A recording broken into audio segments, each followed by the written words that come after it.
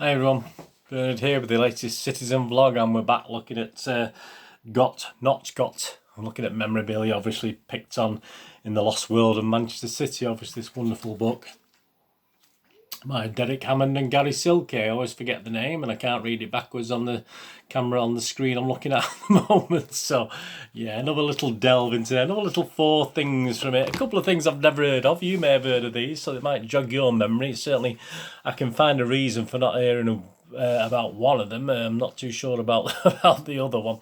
But there's 4 things we're going to look at today. We're going to look at autographs, of course, the autograph book, the famous autograph book. I'm sure I had an autograph book somewhere. Bab, B-A-B, Bab. Does that ring any bells with you? Certainly doesn't with me. Subbuteo, well, we're talking the classic, aren't we? Subbuteo. And Squelch. There's another one, Squelch. I have no idea what that is, so let's have a quick, let's have a find out about it by looking through the Lost World of Manchester City. And thanks to Derek Hammond and Gary Silkie, obviously, for supplying the information. If you're new to the Citizen channel, please push the old subscribe button. That'd be fantastic. Push the bell notifications so you know when these little vlogs and city specials are coming out, past and present. Obviously, a lot of past stuff being done at the moment. There's not much present going on. I'm not going to start talking about transfers and various things. They haven't got a clue, and most people haven't got a clue, but they waste time telling you about it. But hey, there you go.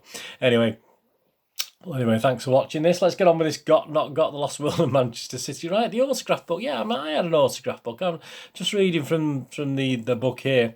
The autograph book was unlike any other of its day. Its cartridge paper pages were blank, devoid of words, and lines with built-in compensation of alternate pastel shades: chalky blue, green, pink, yellow.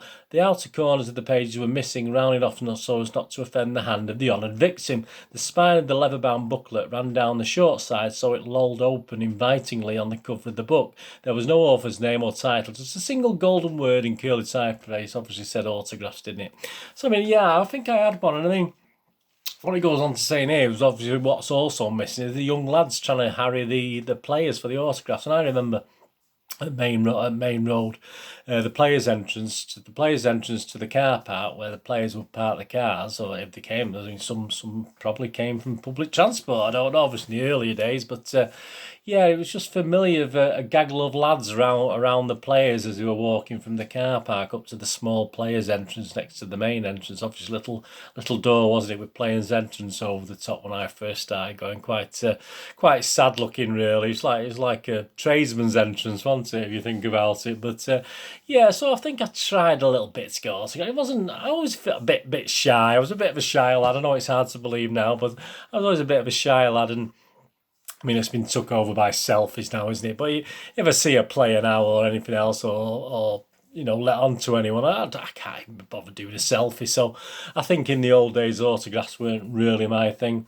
There's actually 4 autographs on this page taken from the book there. I think you can probably recognise those 3, can't you? Have a look at those autographs. I'm sure you can. Certainly 2 of them. The other one might be a bit of a problem, but let me know what you think of those. I'll tell you at the end. And obviously that one, I don't think there's any doubt about which one that is. So if you've got autographs from these guys, or you've got a book, or you've got a programme signed, just check that verify with these autographs that they're the genuine thing. Because obviously you do get a lot of fakes, don't you, sort of going about. So yeah, I don't think it's a thing now, is it? It's all selfies now. I think the autograph book's gone by the way. Right, on to what the next thing I'm going to look at is Bab. Again, so here we go. The Bab Souvenir Company was known for just 2 instantly recognisable products. One, the Larry, you might say imaginatively coloured football club crest sticker. I have no idea. The star player sticker, always carefully labelled in case of any doubt as to who was depicted. And I'll show you that in a minute and see if you can think of the 2 players I'm going to show you just by this. But you know me and artwork, and obviously I was a bit disgruntled this season with the City programmes because he had a lot of artwork on the cover, and I wasn't overly impressed with some of the artwork. Some was okay, but I didn't think it was that fantastic. So when you think of the book up there, the Formidables book, and the wonderful artwork in there, etc., it did, you know, I was a little bit unimpressed with the artwork on some of the City programmes this season. But again, if you look at one of my one of my little vlogs about the city programmes this year. There's one out there. Please check that up and just have a look at my little complaints about it. But on a weekly basis, when I did my city present vlogs, obviously when it was a city home game, I did comment each time, and obviously some were better than others. So there you go. And there's obviously a city programme top 20 as well. So which are my favourite programmes of this season, of last season, so 2019-2020, which as far as I'm concerned is over. So as at now, I'm doing this on the 6th of May. I counted it as over quite a few weeks ago. Anyway, we're changing the subjects, aren't we? Yeah, so this BAB thing, it was the modern day attraction to collectors, is essentially down to the fact that in the early 70s, hundreds of thousands of children simply couldn't resist unpeeling back to the stickers and attaching them to their school bags. Yeah, so I remember putting stickers on my bags. I mean, there's a typical bag there with the like stickers on it. Players. There's sort of player on there, not a little one you can't see. I'm not going to ask you that one anyway, but that's what I remember doing that on my school bags. I don't think I had an Adidas one. I probably had a cheap make one, or I probably couldn't afford Adidas. And there's the sort of club crest that they're talking about that you could put on. So this BAB was obviously the firm who used to produce these. I'll show you this first image. Do you know who that is from that image? Manchester City player. You can have a guess, can't you? And the second one I'm going to show you. Possibly a little bit easier to gauge who that is, but again, not the greatest image. They've all got red hair. They've all Alan Balls, aren't they? It's not Alan Ball, any of these two. So anyway, the BAB. So they go on to say, it could almost be in a long-term strategy to boost values to collectors, because all these club batches sheltered the old counter box sticks to almost any surface. And then there's the sloppy way the company continually recycled their few sticker designs in new and unlikely colours with endless minor variations, which appeals to the obsessive modern collector. Admittedly, we mainly like them because they're funny in that least flattering image of your players you ever did see. And someone else is doing his best not to snigger, but there you go. So yeah, BAB, I do remember sticking stuff to my football and perhaps my school books when we used to put wallpaper on school books, etc. Probably, but BAB was the firm. Obviously, but what was it? The BAB Souvenir Company. So they were known for that. So, and then Subbuteo. I mean, how many hours I played Subbuteo, not just with friends. I used to have my own little leagues where I used to play both sides, and you know, it was difficult if I was playing as Manchester City, obviously letting the other team score and things like that. But you know me, I don't mind my history. I minded putting up there when City get beat, etc. When I do my on this day things, a lot of people don't like it when I put things out about City getting beat, but I mean that's all part of our history, isn't it? So with Subbuteo, absolutely fantastic. I mean, I don't remember the old players where they were like cardboard. I mean, it was always plastic in my day, but what was worse than actually breaking? What was worse than actually standing on one? That was an absolute nightmare. I'm just reading from the Got Not Got here. Subbuteo was by far the most popular tabletop representation of football. It was absolutely. I loved it. I would still probably play it now, but it's a matter of getting the pitch nice and level, wasn't it? Finding a surface for it. I used to have I was very lucky when I was 13, 14. I had a little snooker table in my bed. I had quite a big bedroom that I had to myself. So I had room for a snooker table without you having to, with you plenty of room to take your shots without being up against a wall. So I used to have a snooker table. And on the other side, I used to tip it over, and I glued a football pitch, a Subbuteo football pitch to it. And it wasn't great because it was quite a hard surface, so it wasn't the best, but occasionally you found the right sort of carpet to put these Subbuteo pitches on, and obviously don't have any wrinkles and stuff like that. So yeah, I mean, that was my memories of how I used to do the pitch. Its 00 scale figures still hold a special place in the hearts of blokes across the globe. Part of the game's appeal was due to the huge range of accessories which, while unnecessary for the actual playing of the game, did prop an illusion of realism and add to the big match atmosphere. Plastic pitches were one of the ugliest developments in the 80s football. QPR Luton Oldham became unbeatable at home because they mastered the art of playing on a surface that had all the properties of lino. Sliding tackles were out, except for players wearing motorcycle levers under their shorts. Meanwhile, good old Subbuteo exhibited their usual dogged determination to keep up with the times, producing their own AstroTurf pitch. Although their grass pitch was made of green baize cloth and the AstroTurf surface was slightly different baize cloth, it's unclear as to what sense it was any more artificial. I mean, yeah, never had the things, but I did My friend, I think one of my friends, David, had the six-a-side Subbuteo, where it was like for the six-a-side tournament, the five, which is the equivalent of the five-a-side.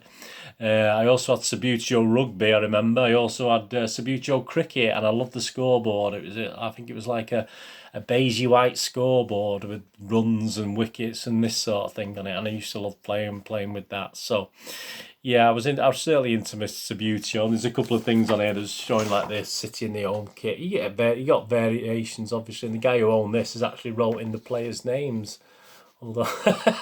So obviously you've got numbers. You could put numbers on the back. I remember little stickers with numbers you could put on the back as well. Very fiddly, and they used to fall off. But I remember you could put, and I'm sure you could paint it on the back if you were that way inclined. Although I never did that. And the goalkeeper, obviously, with the stick and the goalkeeper.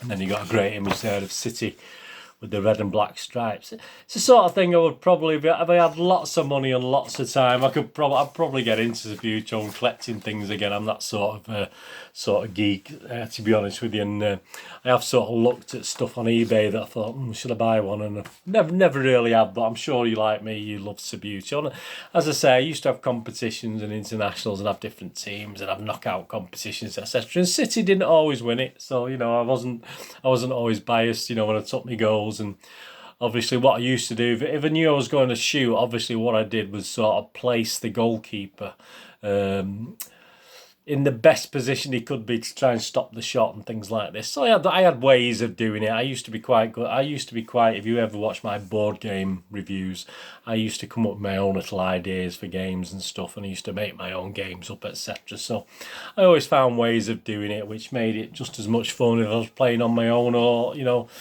which I didn't mind at all, or playing with my mates. It didn't bother me playing on my own. I was quite into a bit of a miserable sod sometimes. I'm quite into playing stuff on my own as well. But whether playing with my mates or on my own, I used to enjoy that.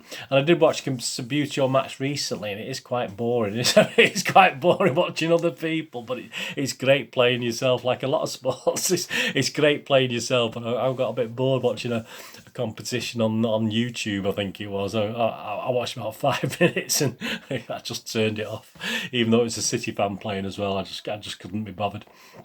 And the last thing we're going to look at, squelchers. Again, absolutely nothing I know about, and I know why, because being brought up, my father died when I was quite young anyway. My mother never owned a car. My father never owned a car while he was alive.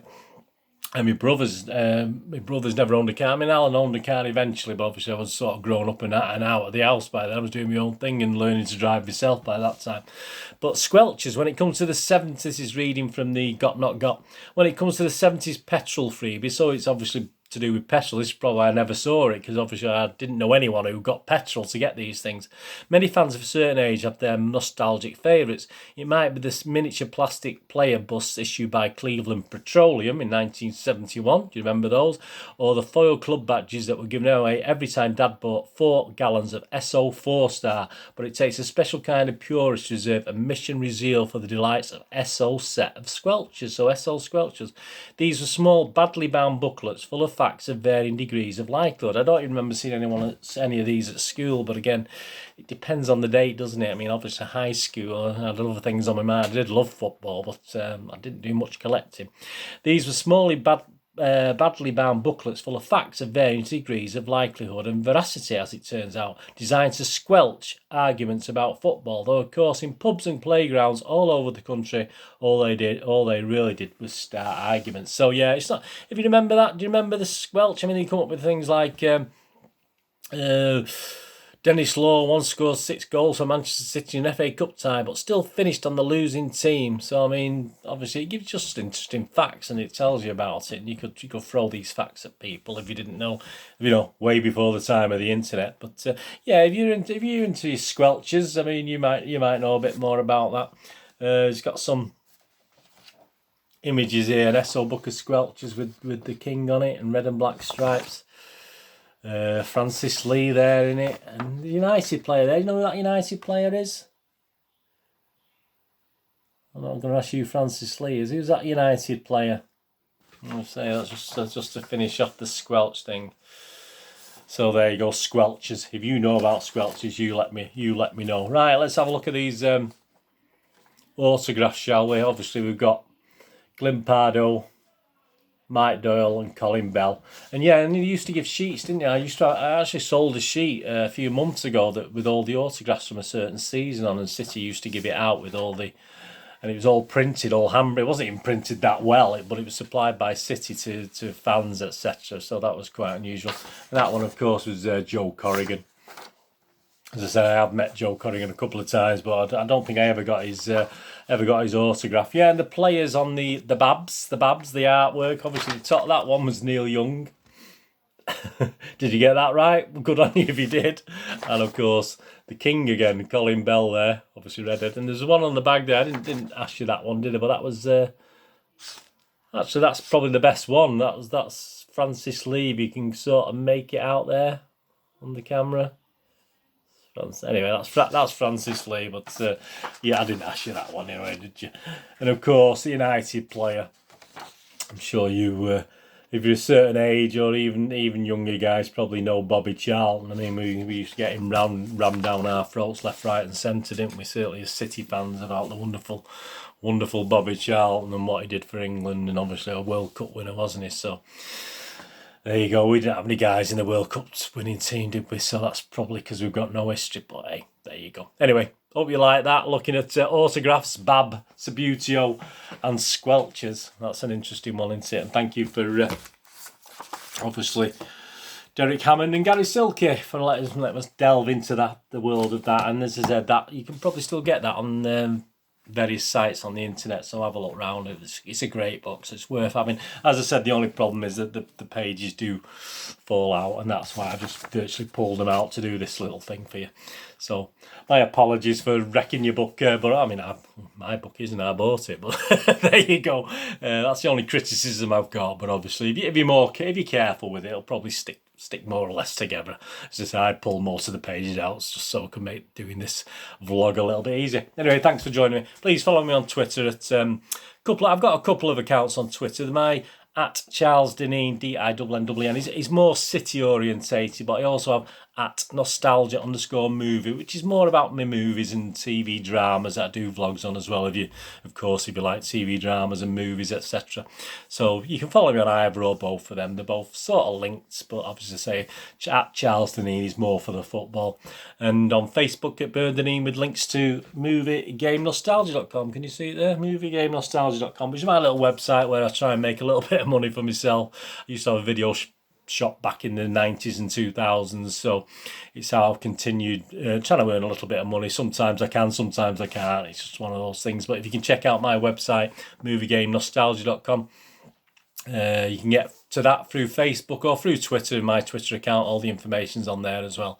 So moviegamenostalgia.com for old and rare DVDs, movie posters from the 1990s and 2000s, and old retro board games. There's the odd new one on there, but it's more or less the older ones. So if you can find time to have a look at a couple of minutes to have a look at the site, thumbs up to you, much appreciated. That's it. Yeah, don't forget, thumbs up if you like it, and please, all your comments below. If you remember any of these, anything particular that you remember about it, and all we've talked about in other not got features that we've done. I think this is about the 7th one we've done now, so there's plenty more to go at to City memorabilia and stuff. So please join me for that. Anyway, what are we going to do with the rest of the day? Have a great one. Look after yourselves, look after your friends, look after your families. Let's all look after each other. And this is Bernard. Hopefully I'll see you all again very, very soon. Thanks for watching. Bye bye.